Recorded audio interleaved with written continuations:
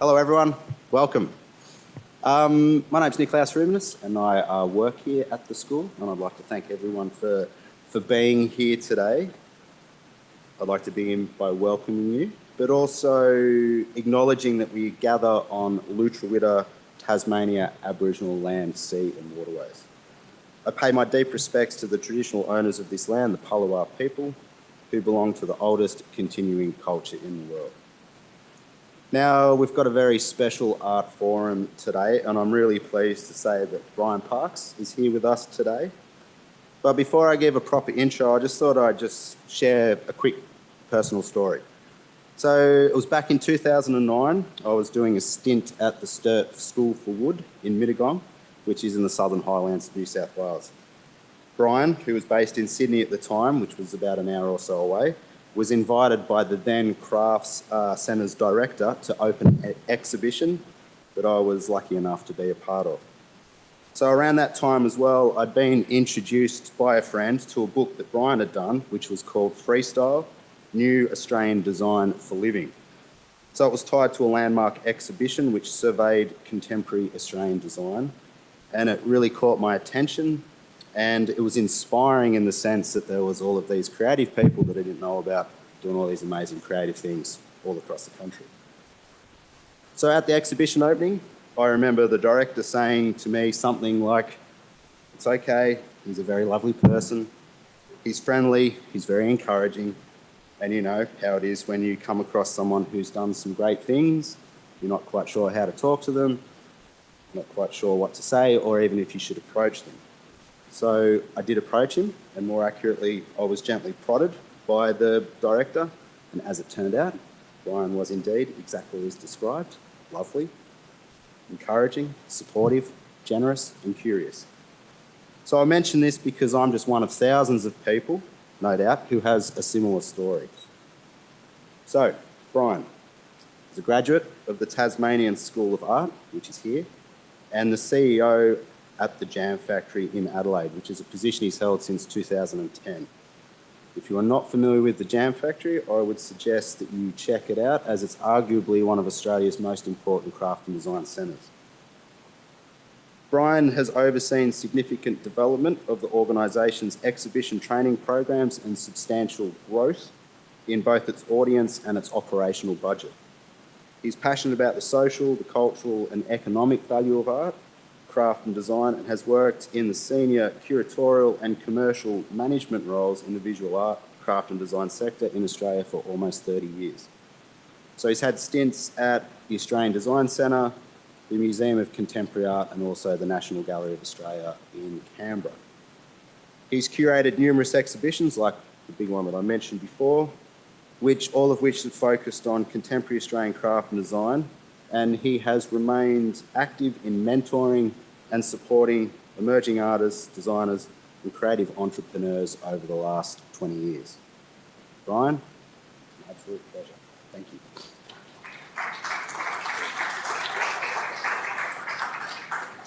Thanks so much, Nick. Let me also acknowledge the Tasmanian Aboriginal people and pay respects to elders past and present. It's funny for me to be here, and many of you know me from forever ago. It's a privilege to be back in this beautiful place, and you know, to look at it through new eyes and the eyes of the young person who left 30 years ago last month. And it would be easy to be nostalgic and to talk about my journey, but I actually want to tell the JamFactory story much more than that to all of you. Yeah, so, and thanks so much, Nick, for inviting me to. I'm here ostensibly because yesterday I had the great privilege of being one of the 3 judges for the Clarence Prize, the kind of furniture prize that happens every couple of years. And I can tell you that it's opening Saturday week, and I promised I would give it a plug because they've flown me down. So I've been at JamFactory 15 years. So for those who don't know about JamFactory, a quick little bit of history. How good are those cars, by the way? So JamFactory was established in 1973. It was one of the many quite extraordinary initiatives of the Dunstan Labor government in South Australia, kind of heady kind of times. This building, which was at one point a jam factory, the Mum's Own Jam Factory, became the Jam Factory because it was being used by the Commonwealth government at the time as a munitions store. And the quote that I love as a kind of seasoned lefty is that Don rang Gough, and the building became the Jam Factory. So for those younger than many of the people here, Gough Whitlam was the then Prime Minister, and Don Dunstan, the State Premier, and great Labor reformers. But the idea of the Jam Factory was, based on a kind of global search mission that the Premier sent Dick Richards on, and looked at craft centres and art schools and all kinds of things around the country to come up with a model for really a hub to bring makers together and to connect makers to audiences in various ways. And so the idea of a building that contained a retail shop front, a gallery for staging exhibitions, and a series of shared studio facilities that would enable makers to not only practice their crafts, but to train others to become masters in those crafts. Some interesting things. So these are some photographs from the 70s. In the jewellery studio on the bottom, your left, you'll see one person smoking a pipe and another a cigarette. Obviously, the not wearing shirts and ceramics, Stephen, is but it was a pretty extraordinary thing, and the reforms of the Dunstan government and the existence of the Jam Factory, and indeed the history of the South Australian School of Art, which maintained strong material disciplines, was a great magnet for some of the most talented craft-based makers and designers around the country and indeed the world, and that has been more than 50 years of legacy of investment, which means lots of people have been attracted to the place. It's a little bit different now. We make people wear shirts and you can't smoke. But the principle of the physical facilities of having studios, galleries, shops, and the studios specialisations we have now are a little bit different. So the original Jam Factory had glass and ceramics, but also knitted textiles, woven textiles, leather and jewellery. When the new Jam Factory was built some 30 years ago now, they chose to focus on ceramics, glass, furniture, which was new, and what was metal design, which is now kind of metal and jewellery. And they were kind of responses to particular things that were happening in the kind of market and kind of and broader public sphere. It's a 1,500 square metre building in the Adelaide CBD with 3 floors. It's about 4,500 square metres of space. The galleries,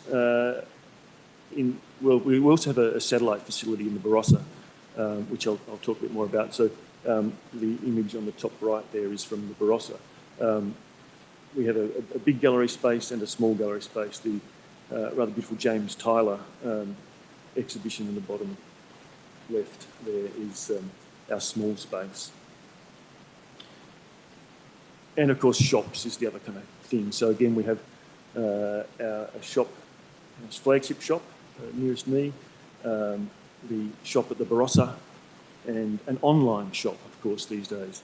And the image the top right is a kind of commercial gallery space within our shop. So it's kind of understanding that actually the kind of the market for makers is a kind of complex one, and there are opportunities to work at different kind of levels. So really kind of quickly, I'll brush through some of this stuff. Everything we do is kind of strategically based, right? Every single thing we do has some kind of sense of purpose and value, and we interrogate those things. I have a board of directors that's appointed by the Arts Minister of South Australia and a senior management team, and we're constantly trying to kind of work out how to do what we do better. And as Nick said in the intro, we've been able to achieve fairly substantial growth in all sorts of ways. And currently we have 4 kind of key goals, if you like, really simplistic things, but these are the things that drive a lot of what we do, and I kind of want to share them with you because it would help some of the other things make some sense later. Championing First Nations is really important. And gosh, having not been back to the state properly for a while, I had a great look at the Queen Victoria Museum and Gallery's First Nations interpretation space, and went to the Cataract Gorge the next day and saw it differently for the first time, a space that was so entrenched in my childhood, to see it through a different lens, thanks to understanding the deep, long histories of Aboriginal people of those places. When I grew up in Tasmania in the 1970s, you know, we were taught some very different things. Inspiring audiences should almost go without saying, but it's really good to be reminded that that's one of the key things we exist for. And we do that in lots of different ways through lots of different programs. Building careers is something I'll focus a bit on later on, but whether it's the people in our training program, whether it's our staff, whether it's the people that come into short courses that we run, building careers is intrinsic to why we exist. And that very important mission that was one of the kind of precursors to the establishment of JamFactory was viability, right? Making it all viable by people being able to generate a living. And so extending markets for people who are dedicated to these practices is critically important.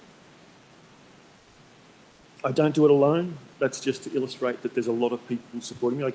I get an enormous amount of credit, which is lovely, but actually I'm one of a big bunch of people doing all this work. I want to talk a little bit about introduce at least these 4 key program areas. The associate program is our flagship program. We invite applications from around the country and the world, and we only take about 2 or 3 people in each studio area, the 4 studio areas, each year for a 2-year program. And it's kind of an accelerator, career accelerator, if you like. So we spend about the same amount of time helping people develop their creative voice as we do helping them build their entrepreneurial business skills, whether they want to be a famous contemporary artist or whether they want to create a brand that works into retail or whether they want a teaching practice. We don't care. We want it to be the best it can be. And we have an exhibition program, obviously, and these things are all interrelated in various ways. So this particular exhibition, which is a solo exhibition of the jeweller, metalsmith Julie Blyfield, all of the exhibition furniture was designed and fabricated in-house, creating opportunities for design thinking and making and training. We run about 18 exhibitions a year across the various spaces, and we run a touring exhibitions program as well. We have a rapidly growing short course program. It's been a good little revenue raiser for us, but it's also the most extraordinary deep public engagement opportunity. I think there are a number of art schools around the country that run very successful short course and summer kind of classes and stuff, and I think the revenue opportunities in that are pretty interesting. But for us, it's meant really good, deep public engagement. Represents about $500,000 a year business unit within the organisation, about just over 2/3 of which is directly paid out as kind of wages to tutors. So it's created employment for artists and makers, which we rather like.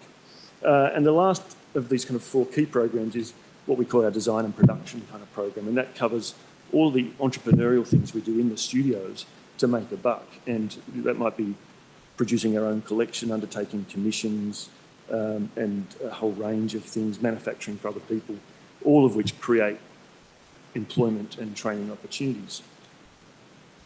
So here's the nostalgic, self-indulgent moment. That photograph was taken just behind that wall on the other side in about March 1988, complete with monobrow and mullet. You probably remember that boy, Katie.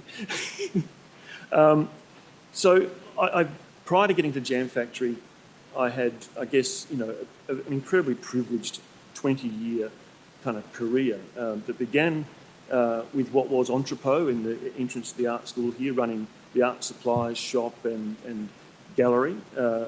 While I was there, we opened a small bookshop selling art books. At the time, staff and students here, there was nowhere to buy art books in Hobart. Fuller's had like 2 or 3 things, but not much else. And so suddenly we were selling lots of books. And the publishers of Thames and Hudson in Australia, when the National Gallery were looking for a new bookshop manager, suggested that they look at this young fella in Hobart who seemed to be doing amazing things selling books. So the serendipitousness of that.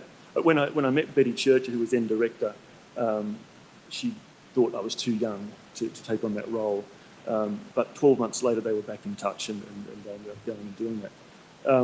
And in the 3 or 4 years I spent at the National Gallery, I transitioned to a role of effectively running commercial activity as a very young man, and being one of 12 senior managers was a pretty extraordinary thing.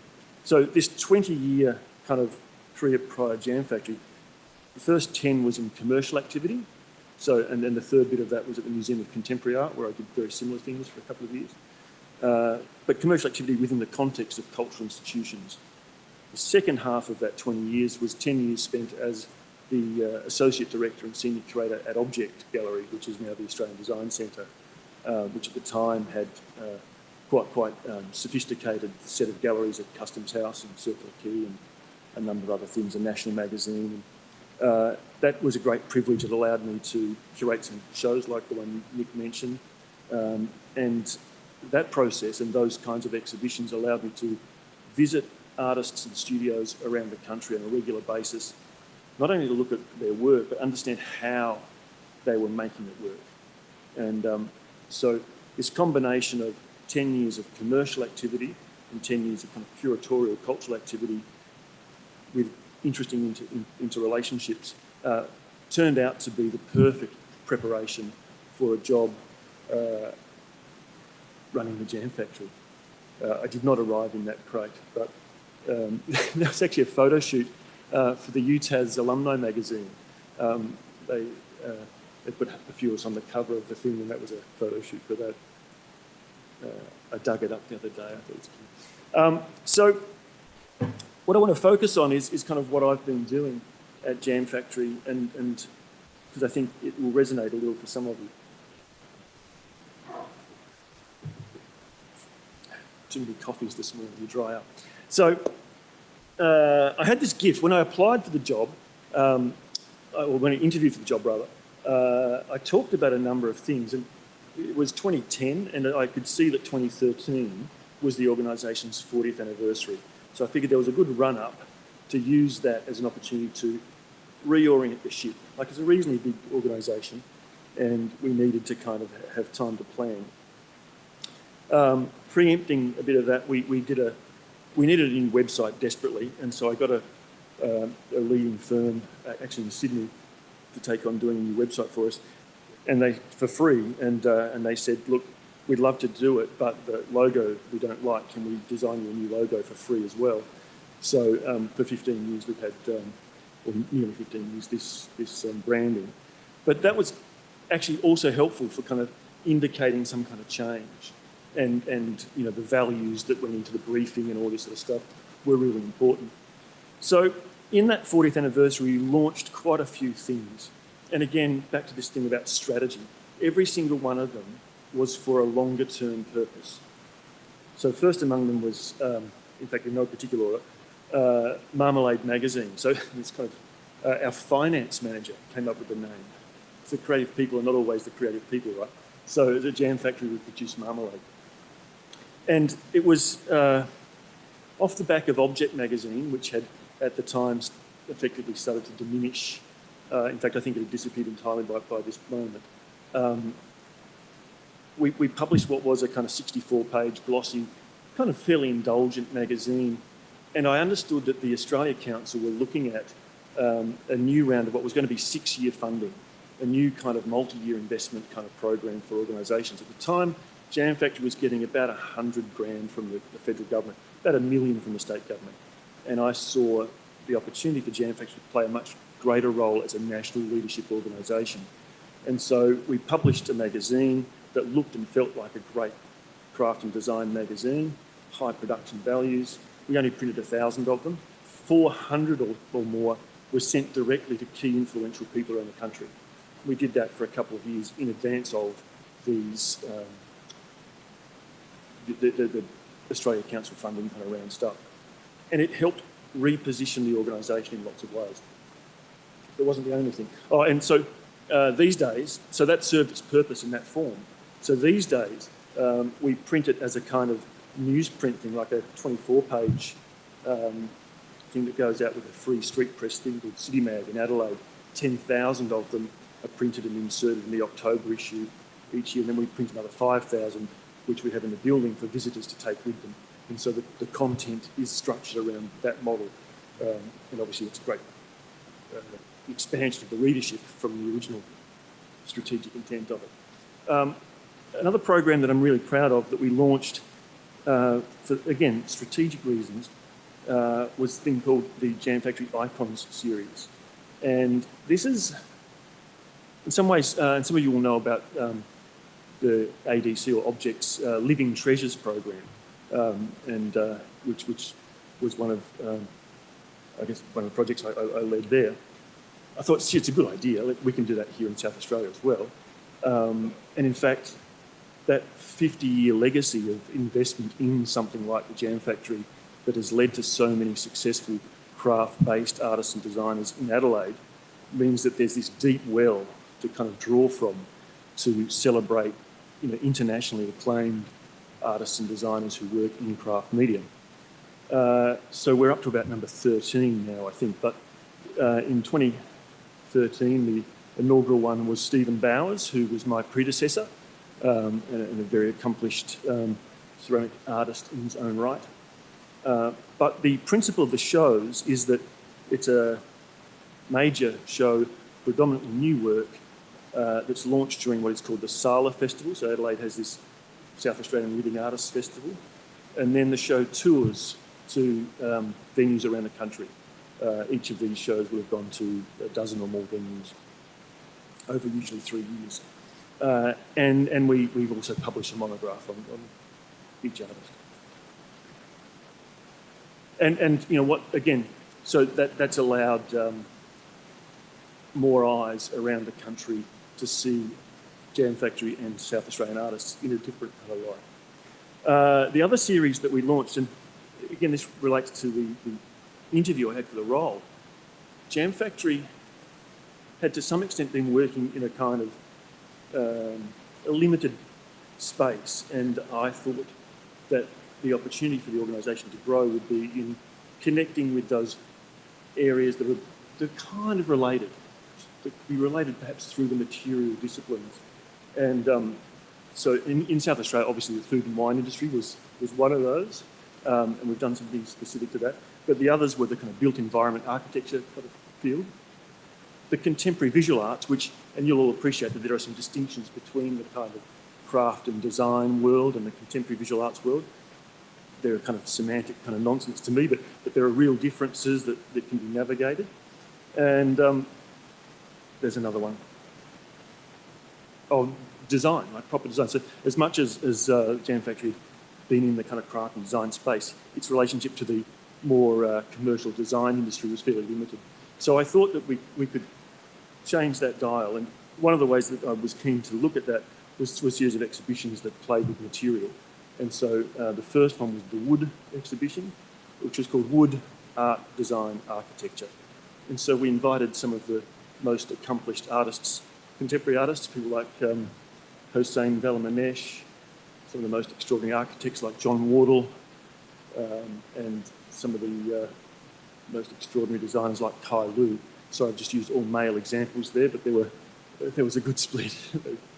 I can't remember all the names right now. But, and then so we did the same thing big exhibition that toured nationally that involved these people. And what we found was that sometimes collaborations across those disciplines and people would emerge. We found that architects and designers suddenly became aware of the capacities that we had as an organisation to undertake more commission type projects and so on. So it's a really interesting sort of range of things, and many of them building on things that JamFactory had done very successfully in small doses at different times without kind of continuity. So most of what I've tried to do is not new. It's just trying to kind of aggregate and scale up. But these were a bunch of shows, and so we started with wood, then we went to glass, but then we realised that maybe we need to be a bit less predictable because metal is, you know, so broad from silver and gold through to aluminium and whatever. So we made it steel, and by the time we'd done that, we understood that, oh, we've really looked at these sort of architectural materials, so maybe the next one should be concrete, not clay. So we never did clay, but we did concrete. And that year was, because of those projects, the beginning of what has become our national touring exhibitions program.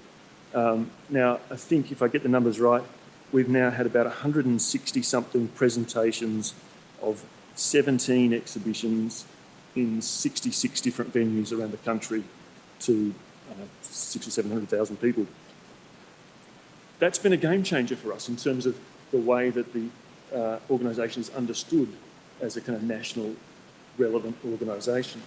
And it's meant that our staff get to go to all these places and have the kinds of experiences I've had in the last couple of days, talking to people, meeting and understanding things. It's a really valuable part of what we do. And as I said, all of those exhibitions are designed and fabricated in the JamFactory, and all the crates and the packaging. So, and each of those are kind of design exercises that provide employment and training for people that have gone on, some of them, to have exhibition design streams of their practice, or, yeah, really interesting. The integration of all these things is so important.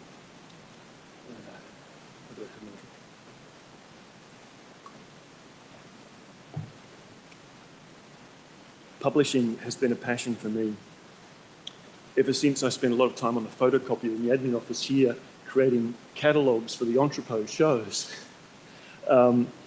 These are all designed by Stephen Goddard, who I sat next to in the front row here on O Week in 1988. He's now, I think, Deputy Head of School at the University of New South Wales Art and Design. We've collaborated over many years on all sorts of projects. So he designed each of the exhibitions and publications for this series of shows. But these are all 240-odd page books that were nationally distributed. And I guess, you know, and these are all monographs that accompany those icon shows. So we've become, I guess, a significant publisher in the kind of craft and design space, and we take that role as seriously as the others that we do. In this digital age, there is still a great value for the book.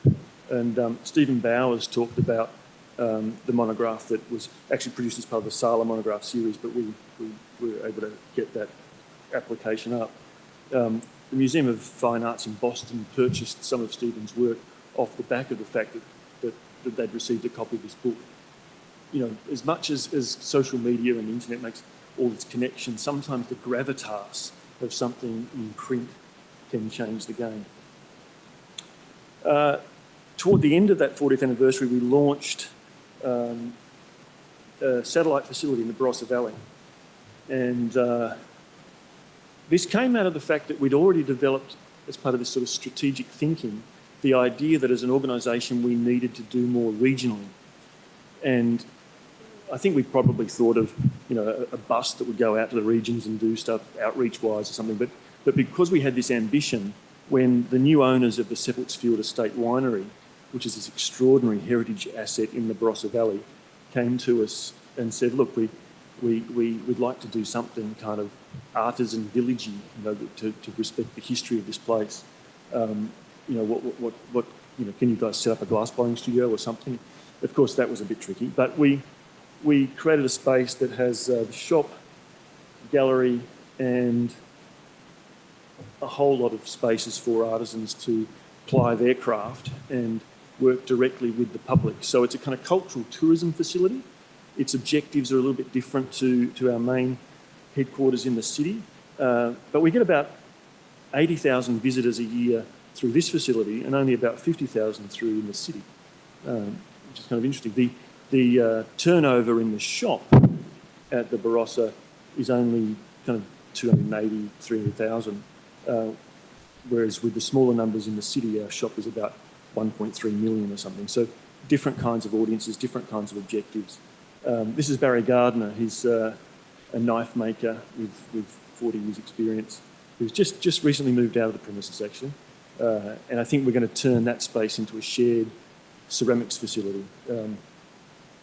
But this idea that the regional activation became a completely different thing to what we imagined it might be, but it aligned very well with the kind of aims, objectives and strategy that we had in relation to doing more regionally. And again, it in terms of perceptions and our pitch for more national support, it was another kind of string in the bow. So, and then there were a number of other things we did in that year that repositioned the organisation. And we recently had a 50th anniversary, and I didn't want to put people through the same level of kind of frenetic change. And of course, I'm still in the role I'm in, so I didn't feel like there was a need for radical change. So it was much more kind of celebratory rather than radical change kind of thing. But following those shifts, when I got to JamFactory in 2010, we had no development revenue at all, not a cracker. In fact, I think Stephen Bowers, as outgoing CEO, had given a $2,000 donation to the organisation, and no one knew what to do with it. So it's kind of these days we have about $300,000 a year in development support. Much of it through two particular programs that we call our collective giving programs. The first one is the Medici Collective, and this is an image from one of the events. So we have a number of donors who pay an amount of money each year, to $10,000 or $25,000, and they build a relationship with the people in the training program, and they're interested in the journey of these talented young people. And what we realised about 6 months into this program was that it wasn't just about raising money, though that was critically important. We understood that it was actually a really important part of the training program. Very, very, very few creative careers have not relied to some extent on patronage. And by providing this framework in which young creative people could mingle comfortably and learn how to kind of feel comfortable with people who can influence their careers, suddenly became part of the training program. So we do briefings with them beforehand. We do all sorts of hand-holding and things. And one year, one of the American associates ended up spending Christmas with some donors. So close was the relationship. Some of them have consistently acquired people's work over years since they left the program. And it's been a very effective thing. And the funds that we raise allow us to do some pretty cool things for people in the training program. So we send people on sort of scholarships overseas on a regular basis. So this chateau in the background there is a Domaine de Beaumarchais in France, which run summer school programs with some of the best architects, designers and artists from around the world, and they do these summer schools. And so we send a couple of people a year to those. We send people to Pilchuck Glass School, to the Corning Museum of Glass, some places in Japan, and other places around Australia, like Bundanon, which has great studio facilities there. And we've even sent people, I think one year we sent someone down to Ben Richardson here to do a residency with Ben at Clifton Beach. And we bring people in, visiting artists, designers, to run workshops, masterclasses. This is Elliot Rich, designer from Alice Springs, doing a kind of fairly conceptual design exercise with the associates. But these are things that we couldn't do without the additional philanthropic resource. So there's a core program that kind of runs, pretty well and does good things. But all these extra bits of garnish that actually can be a game changer for some of these people is funded through the philanthropic support. The other big program we have in terms of philanthropy, collective giving, is glass is a pretty extraordinary medium, and there are artists that work in glass are fascinated by it, but there's equally a group of passionate collectors that are enamoured with the material. So a bit like the training program with Ichi Collective relationship, this is about bringing people with a passion together with people who are passionate about the thing. And so the Fuse Glass Prize, which is a bit like the Clarence Prize, biennial, $20,000 cash prize. It's not acquisitive. Lots of things. It's entirely, every cent, from the marketing, flying judges in, everything is covered by the philanthropic support. And so there's an exhibition, 12 established finalists, 6 emerging finalists, and publication. It tours traditionally to Canberra and Sydney. It's evolved over time, and we do kind of Academy Award style presentations for the winners. And we also now, in the off year, we offer a residency valued at a similar kind of 20 grand for an artist to develop a body of work and have a show. So there's now this sort of an annual program of Fuse activities, even though the prize is every 2 years. And that's been because those donors who are involved in Fuse, some of them have increased their support, and they've helped bring other donors on, so that the pool that we've used, the pool that we've had, has grown, and that's allowed us to create more opportunities. I talked a bit about First Nations support, and it's a really important imperative for us, and in every part of the organisation, whether it's in retail, where we represent a lot of artists and artists working with remote art centre communities, whether it's the exhibition program, which this set of images feature. These are 4 exhibitions from 4 different years of our involvement in the Tarnandy Festival. The Tarnandy Festival celebrates Aboriginal and Torres Strait Islander arts, run by the Art Gallery of South Australia, and we've been a partner on that project since it was established in 2015. And integrating in everything. So the Icon series that we do, this is the work of Auntie Ellen Trevorrow, Nurrungeri weaver and elder. Her exhibition, this exhibition, is currently on show in our galleries right now, and she's the second Aboriginal artist to be featured in that Icon series. But we're also working with artists on product development, some of the commission work that we do. So we've just done a couple of things with the new Qantas Lounge in Adelaide, where we've effectively worked as a sort of public art broker and helped the architects work with First Nations artists to integrate projects.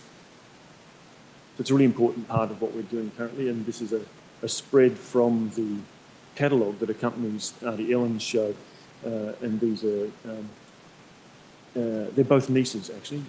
There's a granddaughter as well, but those are both nieces. And the lessons learned from Auntie Ellen's project, as with many others, is the importance of intergenerational transfer of knowledge. And so this book that was also designed by Jenna Lee, a First Nations artist and book designer in Melbourne, all the models were Auntie Ellen's family. It was about an important story of self-determination. So I was saying to Nick earlier when we were doing a tour of the building here that much of what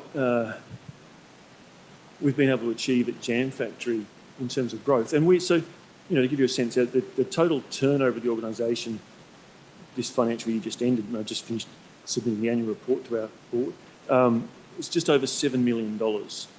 We have 102 staff, which a lot of casual and part-time. When I started, the organisation was under 3 million.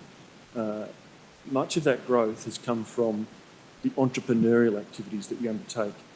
And it's really important, if we're trying to guide emerging people into long-term sustainable careers in this field, to demonstrate what success looks like, to kind of walk the walk, as it were. And by doing that, we create all these opportunities for them to see how it works, and also to be engaged, employed, and trained in various things.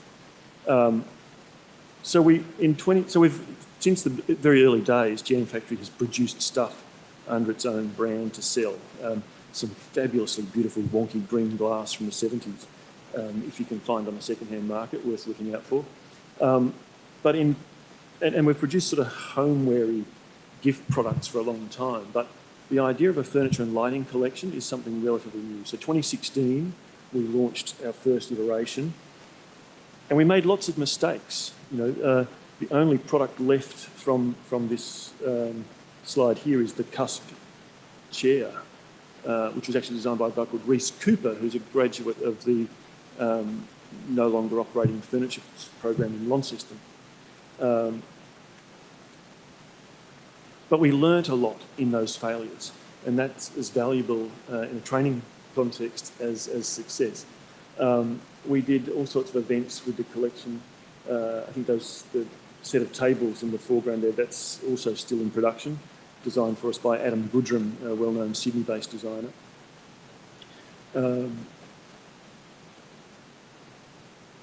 But in 2019, sadly just before COVID, we really, having made lots of mistakes, we learnt some of the things that we could do much more assertively. And often in the not-for-profit sector, we undertake commercial activity nervously.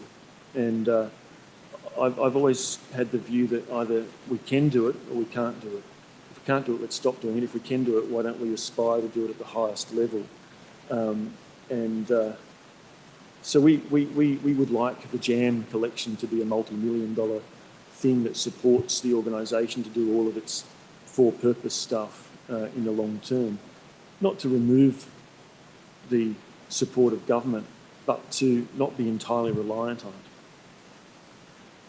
So we created a sub-brand, a bit like Marmalade. The sub-brand for our commercial stuff is Jam. So we produce Jam and Marmalade as a JamFactory. This is some of the ceramics that we produce, some beautiful new glaze colours that we launched just a couple of months ago. We do all sorts of events focused on bringing architects and interior designers into the building to kind of have them understand more about what we do. And we have a team of marketing people and a great photographer, and we're able to promote the collection in various ways. It's sold through stockists around the country. We don't have anyone in Tasmania at the moment, but I hopefully the discussion I had yesterday will change that. I want to talk a little bit about this product, the Kink olive oil bottle. It's our most successful product, and we sell, in a good year, a couple of thousand of them. It's a really important kind of talisman for us. So it's because it's been a successful commercial product, it's doing a number of things. It was designed by Deb Jones, great artist and designer. Went through our program in the early 90s, was the design manager in the glass studio when I started. So this product's been around about the same time as I have at the Jam. But it was designed not just to be a functionally good product, and it is, it's beautiful, it kind of works, it feels good. That kink allows the kind of oil to kind of, it's a lovely thing. Chefs love them. But more importantly, it was designed to help train glassblowers. So the cost of gas and electricity to run our glass studio is about $220,000 a year. And so you can't afford to kind of waste, that kind of resource. So Deb designed this product that a team of 5 moderately skilled glassblowers could create a reasonable number in a 4-hour session to make it kind of viable, and that the kind of rate of seconds, so if you're manufacturing, if there are seconds, that's a loss, right? The rate of seconds would be reduced because the margin for error was reasonable. So as long as the stopper fits in the top and stuff, so each one is different, within a reason, right? And so when a consumer is buying one of these, often they'll line a few up, and like that. So there's an emotional connection that we make when things are different is sort of advantageous. So the other thing about this is that with all the products in our collection, we pay the designers a royalty. So Deb gets a few $1,000s every year and will for many more years to come. So it's based on, I think, 5% of the wholesale price of anything that we do. So, but this product is trained and provided employment for 30-odd glass blowers over 15 years. It's been a successful product. And an associate in the glass program pays a $4,000 fee to do per year to do the program, but working in the studio, they might earn $25,000, $28,000 a year just from the work we give them, much of it producing these. So there's a kind of loop that is valuable. And glass blowing is one of those crafts, like so many, that you only get good at if you do it a lot. And so in order to be able to do it a lot, there needs to be a sustainable way to make that happen. And I think that's the magic formula we've found with that product. And it is Adelaide's wedding gift of choice, which is terrific. There's a thing called SA Life magazine. I'm not sure there are Tasmanian Life magazines, lifestyle magazines, but they did a 6-page feature on the King olive oil bottle just recently. It's like, it's great. And we also have a kind of, the furniture and lighting collection, which increasingly that work we do with architects and specifiers, sometimes it's slow. Like, it's not an instant path to lots of money. And this chair that was designed by Takeshi Yo, who was an alumni from about 17 years ago, worked very closely with Kai Lu, a celebrated designer, sadly passed away last year. Takeshi designed this for us. It took us about 3 years to get it from idea to kind of released product, and that was about 6 months ago. And we just sold our first 2 to a client in Sydney. They're $5,000 chairs. So it's not always, there's not always instant, but we're confident that this will do good things. And even if it only sells 2 or 3 a year, those 2 or 3 we made in the studio by staff or associates in the studio who'd be paid to do that. Takeshi will get a royalty, but it's also out there as a kind of signifier. And this has beautiful little ceramic buttons in those handles at the top there. You can't quite see in that photograph. We've done all sorts of projects to promote all this work that we do. So Melbourne Design Week has been a great forum for the craft and design industry over the last 5 or 6 years in particular. And so we've done a couple of big events as part of that. And I'm just looking at the time. They've been very successful about helping us connect to people across the country. So the events like this bring people from everywhere.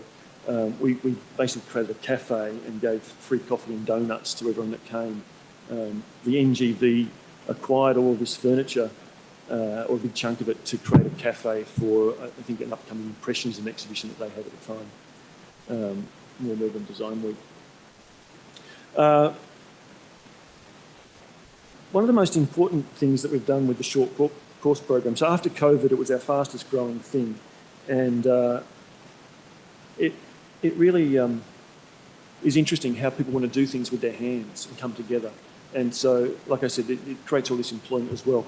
But I talk about all that stuff we're trying to do with architects. We work with the Architects Institute in South Australia to produce a new program to allow architects to come and do a short course to get their continuing professional development points. We need to get points each year to remain registered as an architect. So they come in, they pay us to do a program and spend 4 hours being shown all the different things that they can do with us and go away as evangelical advocates for it. So it's been a really good closed loop thing. Again, this capacity to integrate and interrelate the various elements of what we do together.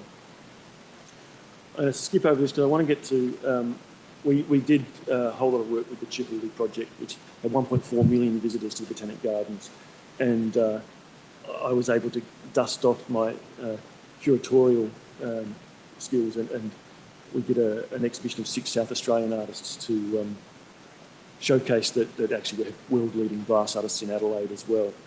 I won't talk too much about that.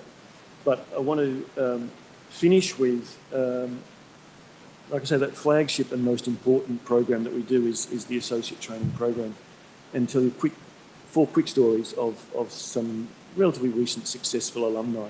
This is Karen Levy. Karen did the program probably 8 years ago.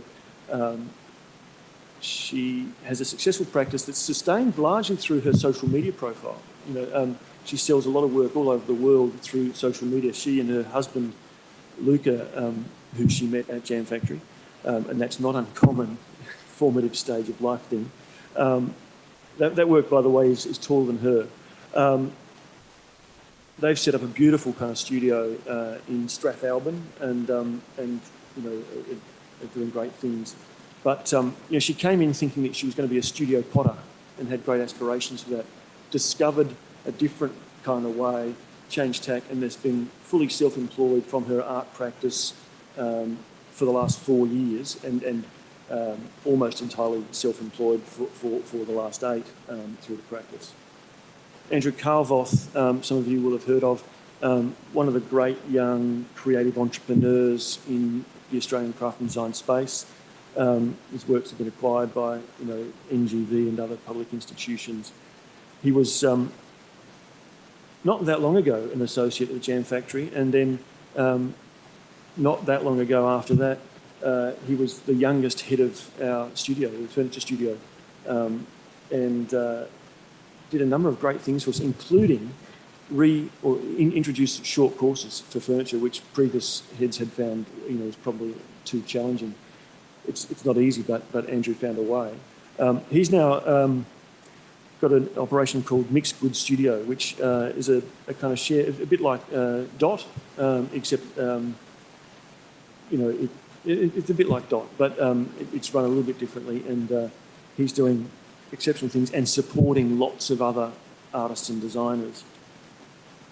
Gretel Ferguson went through the Metal Studio, Gretel from Metal, and she's a silversmith, and that's some of her work there.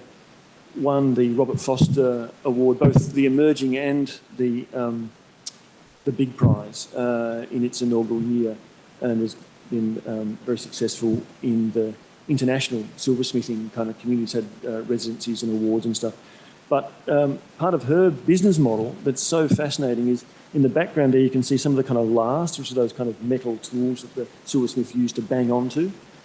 So again, from her social media following, she's been able to build a business where she's basically supplying lasts that she makes to metalsmiths around the world.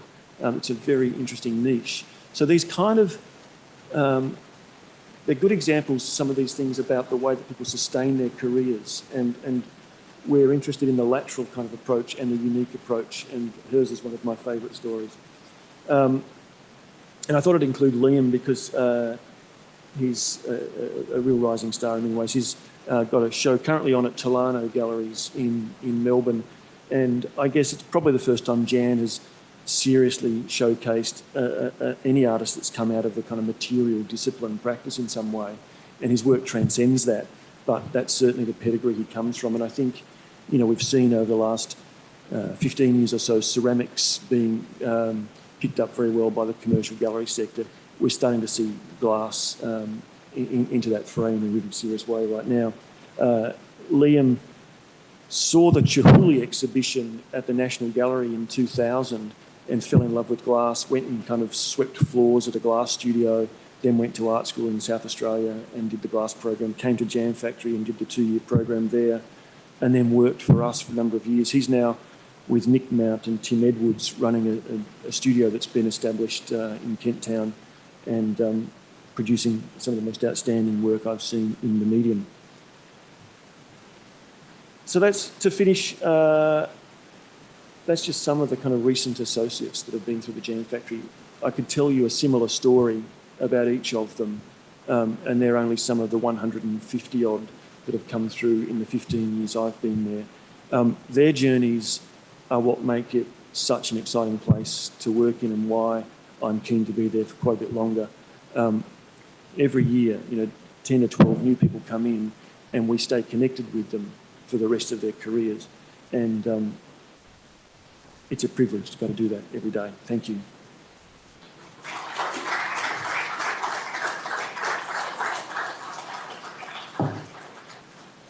Have we got time for a couple of questions, Nick? Is that what you do? Or?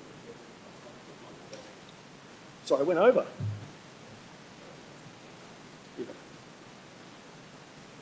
Excellent. Thanks very much, Brian. Questions, quickly, before we wrap up. Excellent. First one off the... You mentioned two disciplines. One's more like craft and materials, and the other was sort of contemporary art, and as if there were two different disciplines. And I'm really curious about the intersection of that space and what you've seen that's been truly innovative in that space to redefine both. Yeah, and look, you know, I'm agnostic, but I use the terms because other people do. And, you know, for me, it's all the same stuff, and it just has different kind of end market points. And, you know, you need to understand, if you're making contemporary art, you need to understand who's the audience, what's the market look like. Knowing someone like Jan Mitchell at Tolano is really important. Understanding what curators do in institutions is important. If you want to have your work sold in David Jones, you need to know how that commerce works. It's a similar commerce, it's just got different levers and people and connections. So I'm actually quite agnostic, but the labels are there. People use them all the time. And so for me, they're interchangeable. Sometimes they provide labels that add value in some contexts. Sometimes they are labels that detract in value in some ways, and that will change on the context in which they're seen.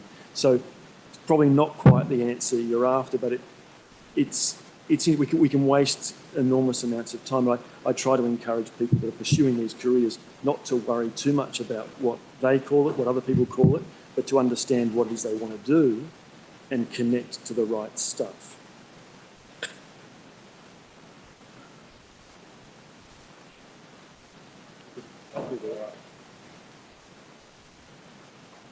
We'll do one. And I know there's a class coming in, and We'll do one more, Duncan. But I'm happy to hang around outside afterwards as well. Sorry, this might be a bit of a negative question to ask and end on, but I suppose it's a bit of a burning one in my mind as an independent designer maker. How does your program and I suppose your other projects like the Jam stuff deal with IP theft, especially in the confines of the bad legal protections three-dimensional designers have in Australia? Yeah, thanks, Duncan. I mean, you're right. And in fact, Australia's IP intellectual property laws are the worst by a long way in the OECD. And the reality is that it's very difficult. So that Kink oil bottle I talked about, Kmart produced a knockoff version of it that they sold for $4. Ours is $195. It looks a bit shit, and it hasn't really had any real impact on what we do because it's not as good. So, you know, we looked into all the things that we could do, and there was, you know, we could spend a lot of money and still end up kind of no better off. So we encourage people to innovate and to try and do things that are hard for others to do. We've worked a bit with the Authentic Design Alliance. We're looking at that issue and working very hard to try and lobby federal government to make changes to those IP laws. But, you know, it's not an area of interest for governments, state or federal level at this point.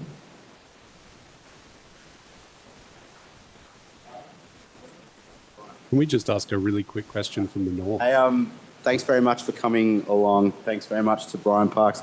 Also have to acknowledge as well that we have some previous JamFactory associates here as well, and also a former head of studio. So thanks very much for coming along, and have an excellent day.